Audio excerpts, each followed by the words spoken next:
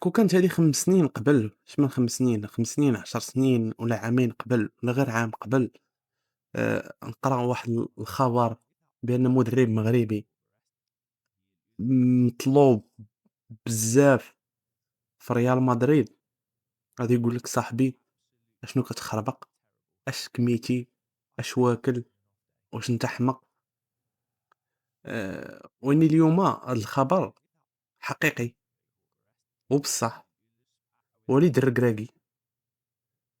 آآ كاين اهتمام كبير من ريال مدريد تجاه الخدمات ديالو.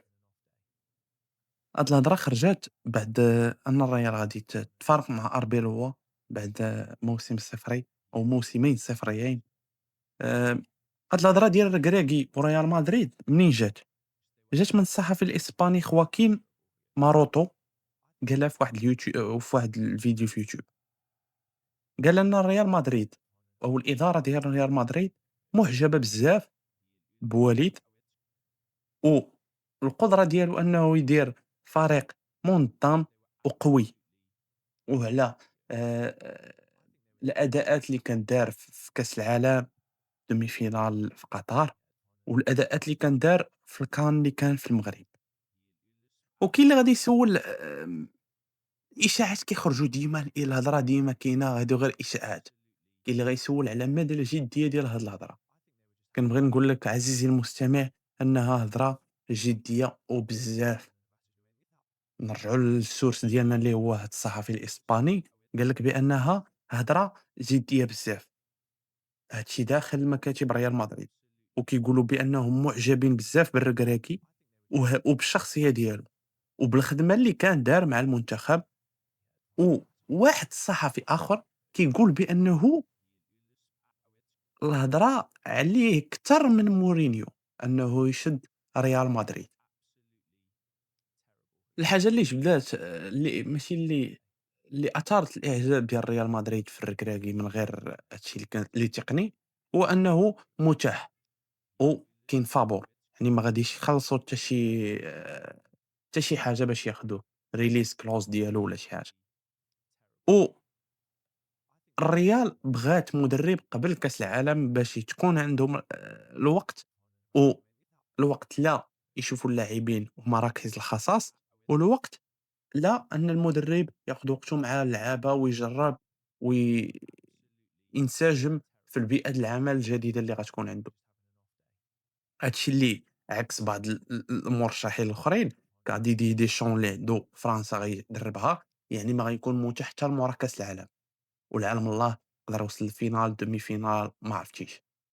كذلك سي بوشيتينو اللي شاد ميريكان نفس القضية، ما عرفناش إمتى غيسالي هو، إمتى غيتقصى، يعني هذا أفونتاج عند الركراكي ما كاينش عند الناس الآخرين. لك أن تتصور عزيزي المستمع كذلك، هو أن الركراكي كيتنافس مع أسماء كجوزيه مورينيو، يورغن كلوب لهذا المنصب. نعم عزيزي المستمع، وليد الركراكي كيتنافس مع جوزيه مورينيو ويورغن كلوب لمنصب قيادة ريال مدريد. الحاجة الأخرى اللي غادي تخليني أنني نأكد أن هاد الأخبار ولا هاد الإشاعات جدية وجدية جدًا، هو أن كلوب وبالتصريحات اللي خرج بها مؤخرًا، خرج من السباق ديال المنصب، حيت أنه خرج بتصريحات ضد الريال وكيدعم فيها ألونسو، وقال أنه باقي في المنصب ديالو في الRed Bull، آآ المنصب الإداري ديالو في Red Bull، وكيتسنى المنتخب الألماني. الشي اللي كيخلّينا مع جوزيه مورينيو اللي هو الخيار المفضل لفلورنتينو بيريز.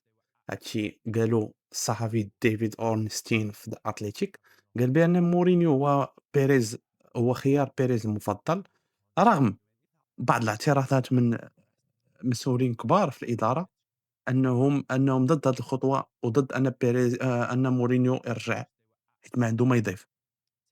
زيد إلى ذلك بعض الصحفيين الإسبان كيقولوا بأن مورينيو عبارة عن قنبلة، وأنه فاش غيدخل ل لغرفة الملابس ولا الفيستيار ديال اللعابة اللي مليء بالغرور وبالكبرياء، مسألة وقت، مسألة وقت أن الصراع يبان وأن المشاكل تبدا، والحسم في القرار ديال شكون هو المدرب غادي يكون مورا الكلاسيكو اللي غيكون ضد البارسا في 10 ماي. هادشي اللي قالوا بعض الإشاعات، وغادي نتسناو أخبار جديدة. لذلك هادشي اللي غيخلّيني نقول لك عزيزي هو أن هاد الأخبار جدية وجدية بزاف، ماشي شائعات، ماشي يامات فاش كنا كنضحكوا على عزيز العامري راه غيشد الريال وهاد الشي. أخبار جدية وجدية بزاف، خصوصًا أنهم المرشحين الأبرز حتى الآن هو مورينيو والركراكي.